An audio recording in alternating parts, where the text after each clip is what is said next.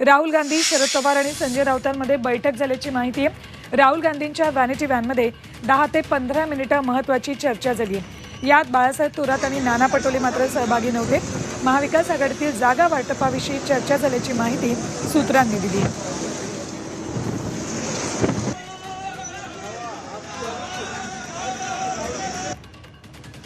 थेट जाऊयात आमचे प्रतिनिधी योगेश खरे यांच्याकडे। योगेश, 10 मिनिटं राहुल गांधी, शरद पवार आणि संजय राऊतांमध्ये जागा वाटपासंदर्भात चर्चा झाल्याचं कळतंय।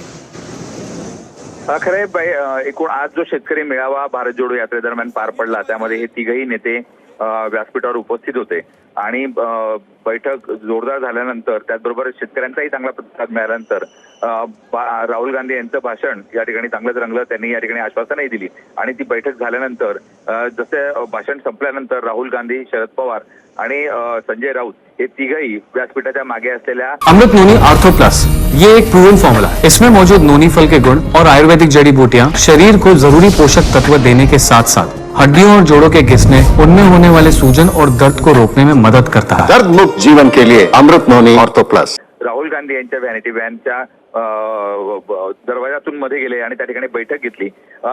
बाकीचे इतर नेते जे होते, पदाधिकारी आलेले तिघही पक्षांचे, ते बाहेर उभे होते।